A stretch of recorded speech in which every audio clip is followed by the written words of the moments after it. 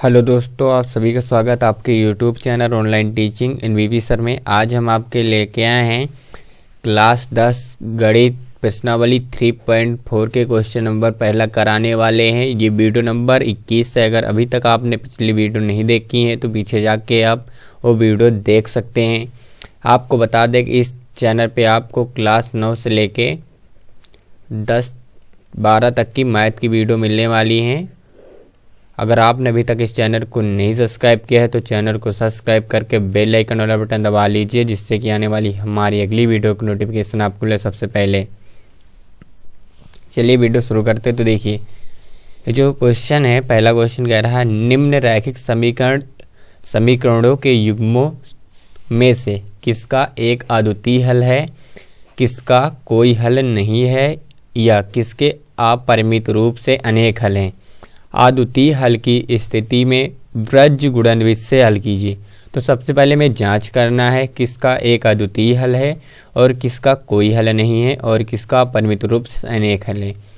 ये सब जांच करने के बाद अगर एक अद्वितीय हल आता है तो हम उसे व्रज गुणनविधि से ज्ञात करेंगे। चलिए बताते हैं कैसे हम इसे जांच करेंगे। आपको पीछे भी बताया जा चुका है तो कैसे एक अद्वितीय हल होता है, किसका अस्तित्व नहीं होता। हमने पीछे ही 20 नंबर वीडियो में बताया है कि जिसका अस्तित्व होता है उसका एक अद्वितीय हल होता है। तो चलिए क्वेश्चन शुरू करते। देखिए, सबसे पहले आपको बताते हैं कि किसका एक अद्वितीय हल होता है और किसका कोई हल नहीं होता, किसका अपरिमित अनेक हल होते हैं। तो देखिए, अगर जब हम चेक करेंगे a1/a2 बराबर b1/b2 बराबर c1/c2 सब बराबर आ जाए तो आपको पढ़ाया गया तो क्या होता है, समपाती। क्या होता है, समपाती होता है। सबसे पहले तो समपाती के साथ क्या होता है, ये संगत भी होता है। संगत भी होता है और इसके कितने हल होते हैं, अपरिमित रूप से अनेक हल होते हैं। अगर यदि a1/a2 बराबर b1/b2 बराबर c1/c2 अगर आगे वाला नॉट बराबर हो, ये a1/a2 बराबर नॉट b1/b2 क्या बताया गया है, प्रतिच्छेद। क्या बताया गया है, प्रतिच्छेद। प्रतिच्छेद है और क्या है, ये भी संगत है। कैसे है, संगत। और एक लास्ट बताया गया है a1/a2 बराबर b1/b2 लेकिन नॉट बराबर c1/c2। तो ये बताया गया है समांतर। क्या बताया गया है, समांतर। तो ये समांतर बताया गया है और ये क्या होता है, असंगत। तो इतनी चीज़ आपको इसमें पढ़ाई गई हैं। सबसे पहले जब तीनों बराबर आएंगी तो समपाती होगा और संगत होगा और इसके अपरिमित रूप से अनेक हल होंगे। लेकिन जब प्रतिच्छेदी आएगा, क्या होगा, प्रतिच्छेदी आएगा तो इसका एक अद्वितीय हल होगा और जब समांतर आएगा तो कोई हल नहीं होगा। तो देखिए कैसे इन सबको याद रखें। तो इसके लिए आपको देखिए, एक आपको हम ट्रिक बता रहे हैं, इसको याद करने का तरीका एक है और कुछ नहीं है। तो देखिए कैसे। तो देखिए, जिसे समपाती है इसका हम अर्थ निकालेंगे तो आएगा सम मतलब समानुपाती। क्या आ गया, समानुपाती। समानुपाती जोड़ के पढ़िए क्या बनेगा, समानुपाती मतलब समपाती। समान मतलब क्या होता है, सब बराबर। तो देखिए इसमें जो है सब समानुपाती हैं। देखिए बराबर है ना, तीनों बराबर हैं, ये भी बराबर है और ये भी बराबर। मतलब क्या है, समान। समानुपाती मतलब समपाती। और पाती पत्ती मतलब पेड़ की, पत्ती पेड़ की, सबकी सब क्या होती, संगत मतलब एक साथ लगी होती हैं। और कितनी पत्तियां लगी होती हैं, तो अनेक पत्तियां होती हैं। आप गिन सकते हैं पत्तियों तो नहीं गिन सकते, इसलिए अपरिमित रूप से अनेक पत्तियां होती हैं। तो ये पहला आपको क्लियर हो गया होगा कि तीनों बराबर हैं मतलब समानुपाती। तो समपाती, समपाती पाती कैसे होती है, एक साथ संगत लगी होती हैं और कितनी होती हैं, तो अपरिमित रूप से अनेक होती हैं। दूसरा मैं आपको याद कराते हैं। देखिए, ये एक रेखा थी और यह एक रेखा थी, ये दोनों रेखाएं थी और ये तीसरी रेखा क्या कर रही, इसको छेद रही। क्या कर रही, छेद रही है। तो छेद से क्या बना, प्रतिच्छेदी। प्रतिच्छेदी। और तीनों रेखाएं देखिए आपस में, मतलब दो रेखाओं को ये रेखा तीसरी छेदी है और तीनों रेखाएं भी एक साथ हो गई। देखिए टच हो गई ना तीनों एक साथ, साथ से ये भी क्या बनेगा, संगत।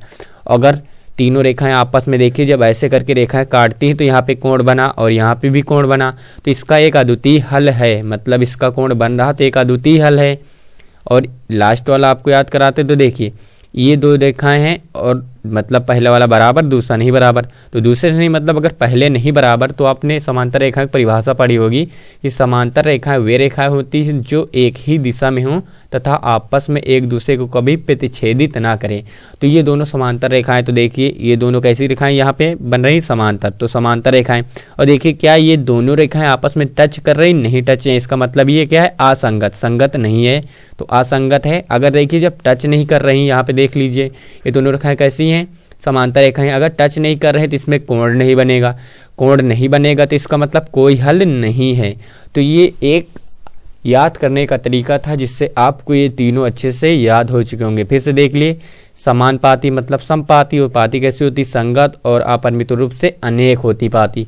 और ये क्या कर रही, छेद रही, छेद रही तो प्रतिच्छेदी बनी, और छेद रही तो कैसे होगी, साथ हैं तीनों, तीनों आपस में टच हैं, इसका मतलब क्या है, संगत, संगत हैं तो कोण बना। देखिए जब काटा तो कोण बन क्या बना, एक अद्वितीय हल है।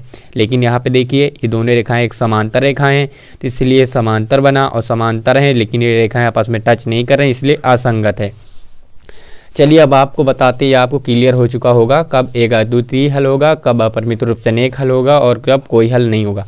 अब आपको हम बताते हैं कि वृज्ज गुणन विधि क्या होती है, वृज्ज गुणन विधि। चलिए अब आपको ले चलते हैं वृज्ज गुणन विधि पे। तो देखिए अब आपको वृज्ज गुणन विधि बताते, तो देखिए एक्स वाई का मान निकालने के लिए वृज्ज गुणन विधि है, जिससे एक्स का मान निकालना चाहते हैं तो एक्स बटे B1C2 माइनस के B2C1 बराबर के एक बटे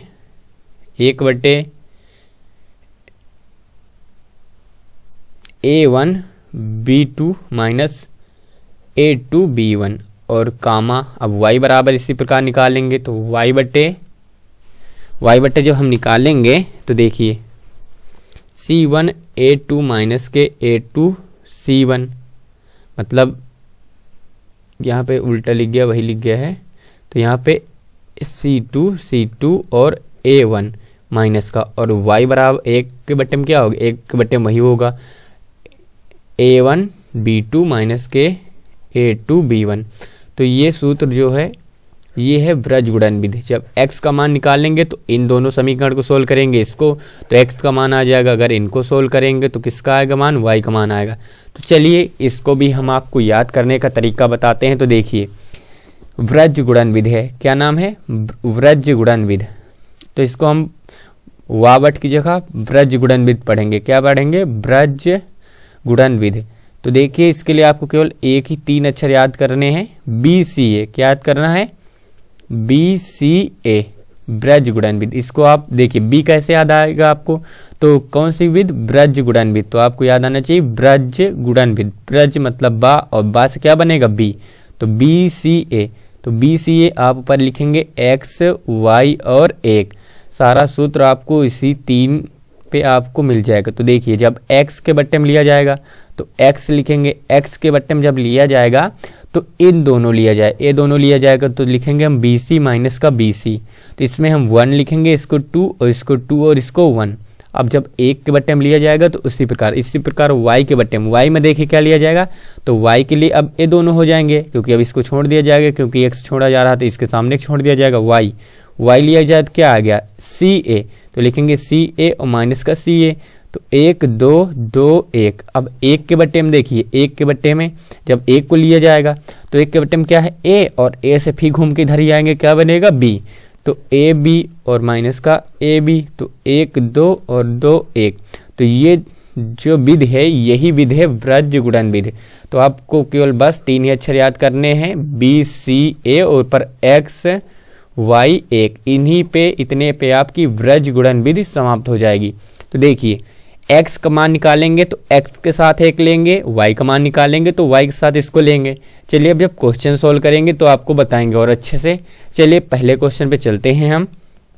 तो देखिए पहला क्वेश्चन है, सबसे पहले ये क्वेश्चन, इसको हम चेक करेंगे कि इसका एक अद्वितीय हल है, कि इसका कोई हल नहीं, कि इसके अपरिमित रूप से अनेक हल हैं। तो सबसे पहले हम चेक करते हैं, तो लिखेंगे हल। आपको बताया गया है कैसे चेक होता है, तो इसकी तुलना करेंगे हम, लिखेंगे इसकी तुलना A1 बट्टे A2 बराबर के B1/B2 बराबर C1/C2 से करने पर आपको बताया गया है कैसे की जाती है। पीछे देखिए करने पर तो करेंगे तो हमें A1 और B1 का मान चाहिए, तो ये पहला समीकरण है और ये कौन सा समीकरण है, दूसरा। तो देखिए जो समीकरण हमारा होता है वो AX होता है प्लस के BY प्लस के C होता है, प्लस का C या तो मान लीजिए माइनस के C या तो बराबर C। तो देखिए जो X के आगे होता है A होता है, जो Y के आगे होता है B होता है, जो सिंपल होता है C का मान होता है।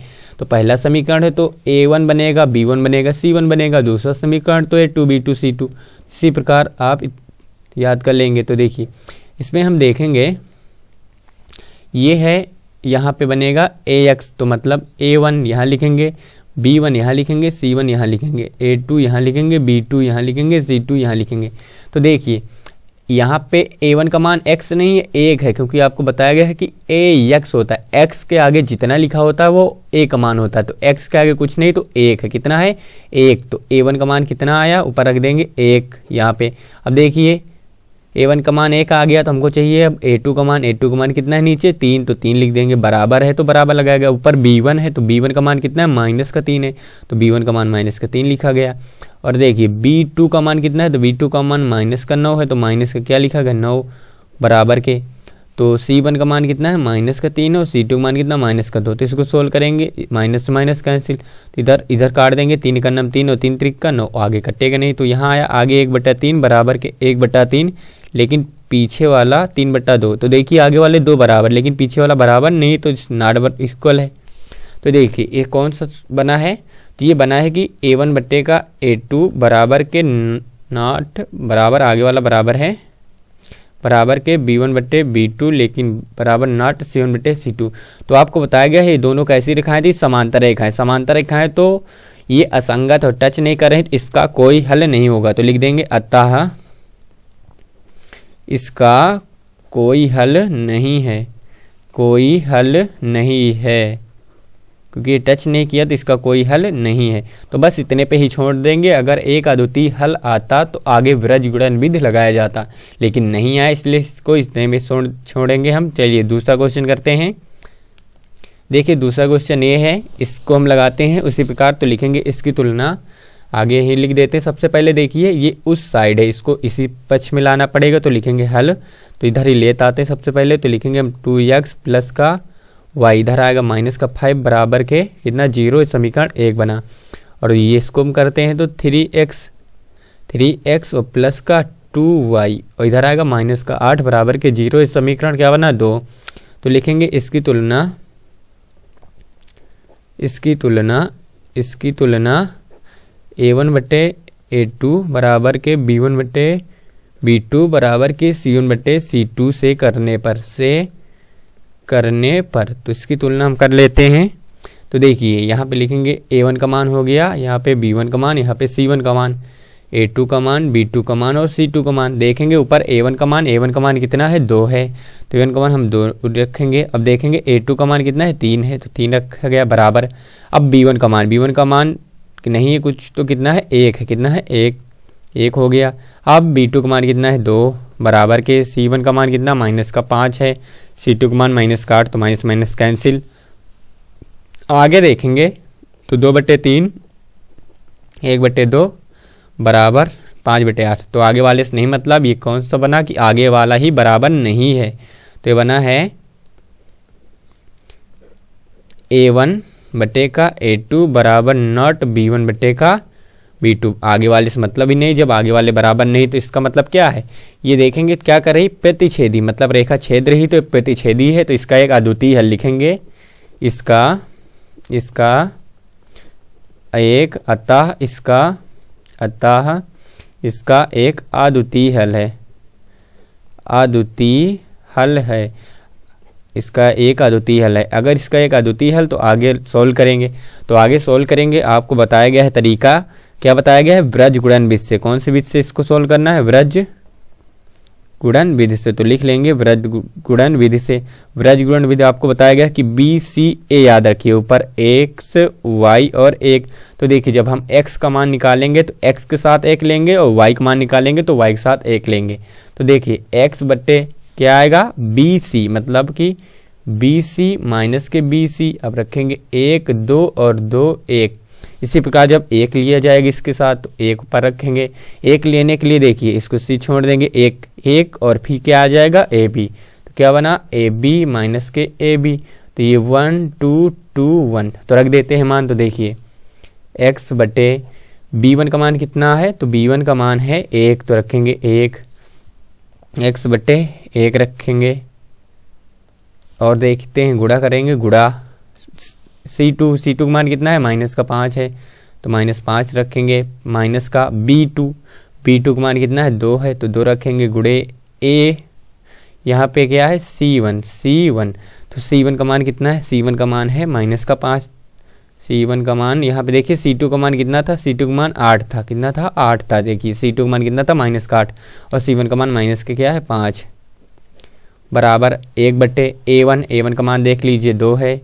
गुणे का B2 का मान कितना है 2 है। माइनस का A2 का मान है 3 है और B1 का मान कितना है 1 है। इसको जब सोल्व करेंगे तो ऊपर x है तो x ही रहेगा। इसको सोल्व करेंगे तो माइनस का 8 करना -8 और इसको गुणा करेंगे 5 दून 10 माइनस किसका 10 प्लस का। इसको सोल्व करेंगे 1 2 का गुणा करेंगे 2 बार 4 हो जाएगा और 3 करनम 3। तो इसको जब और सोल्व किया जाए तो x और -8 और प्लस के 10 तो कितना बचेगा 2 और यहाँ पे कितना बचा 1 और नीचे भी 1 तो इसको गुणा करा लेंगे। तो x बराबर के इधर हो जाएगा त्रिया गुणा, x बराबर कितना आ गया 2। x का मान आ गया तो y का मान निकालेंगे तो y निकालेंगे उसी प्रकार लिखेंगे y और y निकालने के लिए तो देखिए क्या लिया जाएगा CA, क्या लिया जाएगा CA। तो CA माइनस के CA ये हो जाएगा 1 2 ये 2 ये 1 और बराबर के 1 तो लिया जाएगा। 1 के बटे में क्या आता है AB तो AB माइनस का AB 1 2 2 1 तो रख देते हैं मान। देखिए y बटे C1 का मान कितना रखेंगे -5 तो C1 का मान -5 गुणे का A2 का मान कितना रखेंगे A2 का मान 3 है और माइनस का C2 का मान कितना है -8 है तो माइनस किसका हो जाएगा प्लस का 8 और गुणे का A2 का मान 2 है बराबर के A1 का मान वही है जो ऊपर था, लिख देते हैं कितना था 1 2 गुणे का 2 माइनस का 3 गुणे का 1। तो आगे सोल्व कर लेते हैं। तो देखिए हम इधर आगे सोल्व कर लेंगे, इतने में अब आगे सोल्व कर लेंगे। तो देखिए y बटेगा गुणा कर लेंगे 5 ही 15 तो माइनस का 15 हो गया और प्लस का गुणा करेंगे 8 दून कितना आ जाएगा 16 बराबर कितना आया था 1 और 4 माइनस का 3। तो और सोल्व करेंगे y बट्टे 1 बराबर 1 बट्टे 1 तो त्रिया गुणा करा देंगे तो y बराबर के 1। तो आंसर क्या आया, आंसर आया अतः x बराबर 2 y बराबर के 1। ये हो गया आपका आंसर, यही है ब्रज गुणन विधि। चलिए इसका क्वेश्चन नंबर 3 देखते हैं। देखिए ये क्वेश्चन नंबर 3 है। तीसरा क्वेश्चन नंबर कह रहा है 3x माइनस 5y बराबर कितना है 20 और है 6x माइनस के 10y बराबर कितना है 40। तो इसको हल करना, तो हल करने के लिए सबसे पहले इस साइड लेते आएंगे। तो इसको पहले हम चेक करेंगे कि ये है कि ये जो है अगर एक अद्वितीय हल होगा तभी हम ब्रज गुणन विधि लगाएंगे, नहीं तो नहीं लगाएंगे। तो चलिए इसको पहले सही से लिख लेते हैं। तो लिखेंगे 3x माइनस का 5y इधर आएगा माइनस का 20 बराबर क्या 0, ये बनेगा समीकरण 1।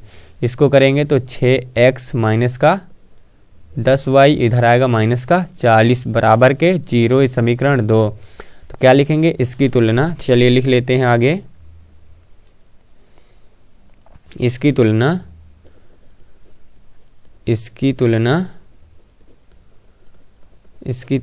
A1 बट्टे A2 बराबर के B1 बट्टे B2 बराबर के C1 बट्टे C2 से करने पर तो चलिए इसकी तुलना करते। तो देखिए ये हो गया A1 का मान, ये हो गया B1 का मान, ये हो गया C1 का मान, A2 का मान हो गया, B2 का मान हो गया, C2 का मान होता है। रख देंगे A1 का मान कितना है 3 है तो पर 3 रखेंगे। A2 का मान कितना है 6 तो 6 रखेंगे बराबर। B1 का मान -5 है, B2 का मान माइनस के 10 है, C1 का मान माइनस के 20 है और इसका मान माइनस का 40। तो देखिए पहले माइनस माइनस कैंसिल हो गया, काट देंगे जो कटेगा 3 का नम 3 3 दून 6 5 का नम 5 5 दून 10 20 का नम 20 दून 40। तो आया 1/2 बराबर 1/2। तो ये समान है मतलब समपाती है, समपाती है तो कितनी पाती अनेक। तो लिख देंगे अतः अतः अपरिमित रूप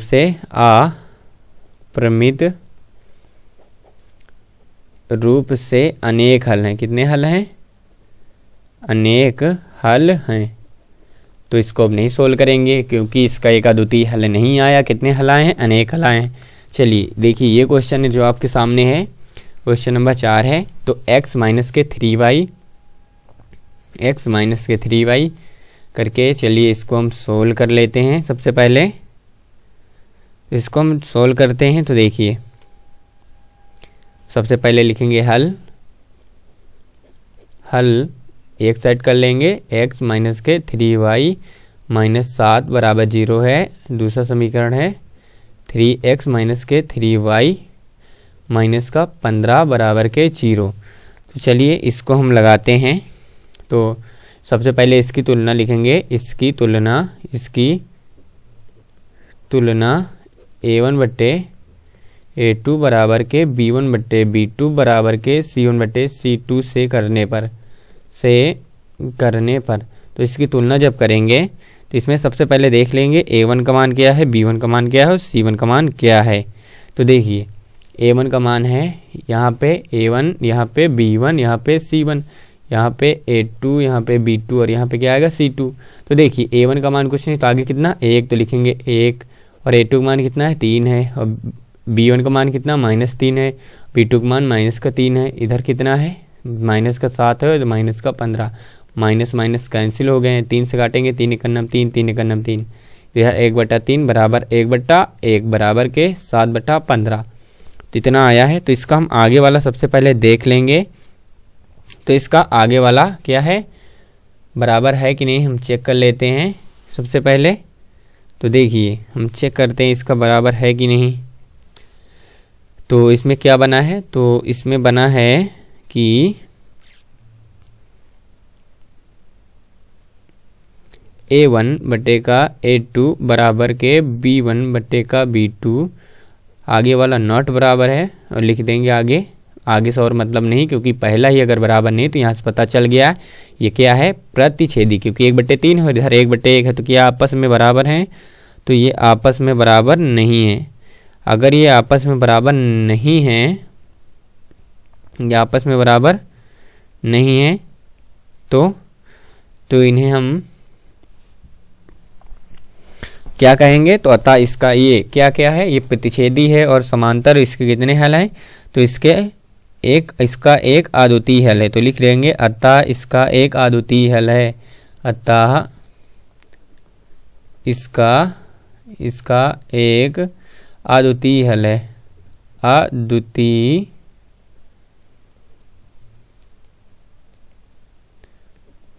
अद्वितीय हल है। तो कौन से विध से लगाना है, तो विध का नाम लिख लेंगे व्रज गुणन विध से। कौन से विध से, व्रज गुणन विध से। तो लिखेंगे व्रज गुणन विध से। तो जो व्रज गुणन विधि है आपको बताया गया है कि BCA ऊपर x y 1, ये याद करने का तरीका इतना आपको पेपर में नहीं लिखना एग्जाम के अंदर।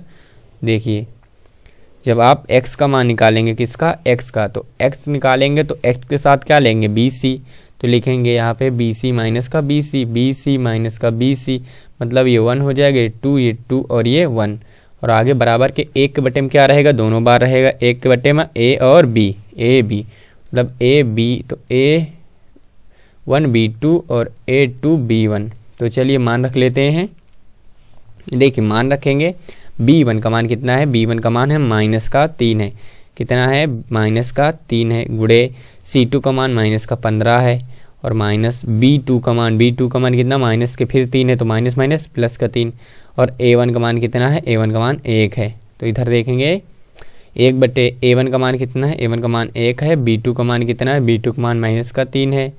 और A2 का मान -3, तो माइनस माइनस प्लस हो जाएगा, क्योंकि यहाँ देखिए माइनस सूत्र में है और A2 भी -3 है, तो माइनस माइनस प्लस का 3 गुणे B1 का मान कितना है, माइनस के B1 का मान है -3 B1 A1 B1। ठीक, आगे सोल्व कर लेते हैं। तो देखिए, सोल्व करेंगे हम इसको।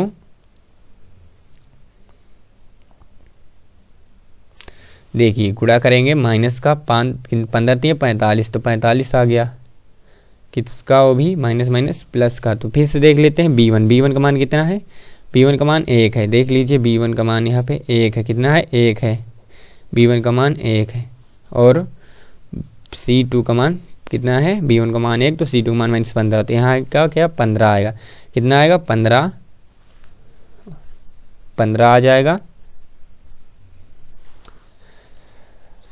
15 आएगा। और आगे मिला लेते हैं, अगर यहाँ 15 आ गया है और आगे कितना आएगा तो प्लस का कितना आएगा, प्लस का 3 का नाम 3 आएगा, इधर सोल्व कर लेते हैं तो माइनस का 3 और 3 त्रिक का कितना -9, तो टोटल कितना आएगा, तो यह आएगा x/18 बराबर 1/-9। तो इसको सोल्व कर लेंगे तो काट देंगे, 9 ही कन्नम 9 माइनस का 9 दूनी 18, तो 2 से ऊपर गुणा हो जाएगा, तो क्या आएगा x बराबर के -2, यही आ जाएगा, x का मान कितना आएगा -2। तो x का मान -2 आएगा तो y वाला निकालते, तो y को निकालेंगे तो y बटे क्या आएगा BCA, क्या आएगा CA माइनस के CA, मतलब 1 2 और 2 1, और 1 के साथ तो वही रहेगा A1 B1 माइनस के A2 B1। चलिए इसको सोल्व करते हैं, तो y रहेगा ऊपर x C1 का मान कितना है -7 है, गुणे A2 का मान कितना -3 है, और माइनस का C2 का मान कितना है -15, तो माइनस माइनस प्लस का 15 हो गया यहाँ पे, और गुणे का A1 का मान कितना है 1 बराबर के A1 का मान वही लिख देंगे 1 गुणे -3 और माइनस का प्लस का 3 गुणे -3। इसको जब सोल्व करेंगे तो y/7 त्रिक 21 प्लस का 21 और कितना आ जाएगा 15 करना 15, देख लीजिए 15 करना 15, उधर 21 आ जाएगा। इसको सोल्व कर लेंगे हम गुणा करके, तो कितना आ जाएगा, सोल्व करिए, देखिए ये आगे आ जाएगा। सोल्व करने के बाद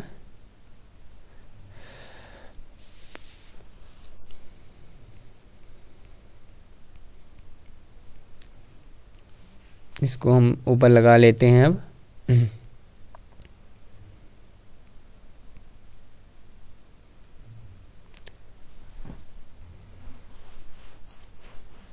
चलिए देखिए यहाँ पे थोड़ा सा गलत लगता हो गया, देखिए 3, क्योंकि यहाँ पे 3 का नाम 3 मिला लेते हैं। A1 का मान कितना था 1 था, और B2 का मान -3 था, ठीक है, और माइनस का A2 का मान कितना था, A2 का मान 3 था, तो माइनस का 3 था, यहाँ पे क्या था -3, ठीक है, -3, तो माइनस माइनस प्लस का 9, यहाँ पे कितना आएगा 6 बचेगा, प्लस का कितना बचेगा 6, तो ये 6 बचा,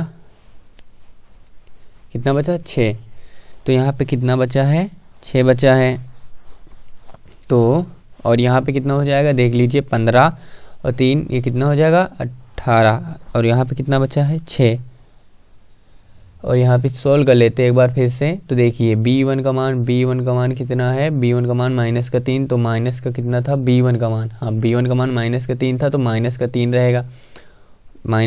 रहेगा, तो 15 3 कितना हो जाएगा 45, कितना आएगा 45। और आगे देखेंगे यहाँ पे, तो यहाँ पे क्या था C1 B2 का मान कितना था, B2 का मान -3 था, और C2 का मान -7, तो -3 मतलब प्लस का, और यहाँ माइनस का 7 3 21, तो माइनस का क्या बचेगा 21 बचेगा, घटाएंगे कितना बचेगा 24, कितना बचेगा यहाँ पे लिख लेंगे 24, तो 6 से भाग करेंगे 6 चौको को कितना हो जाएगा 24, और यहाँ से 4 का नाम 4, मतलब यहाँ कितने पे आ गया x का मान आएगा 4, तो यहाँ भी वही कर लेते हैं। तो यहाँ पे कितना था x, यहाँ पे माइनस का, तो कर लेंगे सोल्व, यहाँ पे 21 बचा, 7 3 21, यहाँ पे देख लीजिए फिर C1 का मान कितना है -7 हो गया, और A2 का मान कितना हो गया, A2 का मान 3 प्लस का 3, देख लीजिए A2 का मान कितना है प्लस का 3, क्योंकि A2 है, A2 का मान है प्लस का 3, ठीक, और A2 का मान हो गया प्लस का 3, तो 3 लिख दिया गया, फिर सूत्र में है माइनस C2 मान 15 है, तो माइनस माइनस प्लस का 15 गुणे का A1 का मान 1 है, तो कर लेंगे 7 3 कितना हो जाएगा 21, और माइनस का 21 हो गया, प्लस का क्या आ जाएगा 15 बराबर, यहाँ देखेंगे तो यहाँ पे आ जाएगा 1 बटा -3 और प्लस का 9, तो इसको जब सोल्व किया जाएगा तो 1/, यहाँ पे कितना बचेगा 21, 15 माइनस का 21 और प्लस का 15, तो माइनस का कितना बचेगा 6। इधर क्या आएगा 1/6, तो 6 से 6 काट देंगे तो ये माइनस जो है इधर गुणा हो जाएगा, तो यहाँ पे x बराबर जो आएगा x बराबर आ जाएगा -1। ये हो गया आंसर। तो लिखेंगे अतः x बराबर -1 तथा y x बराबर कितना आया, x बराबर 4 आया और y बराबर -1। ये हो गया इसका आंसर। तो इस वीडियो में इतना ही। चलिए मिलते हैं अगले वीडियो के साथ, तब तक के लिए जय हिंद जय भारत।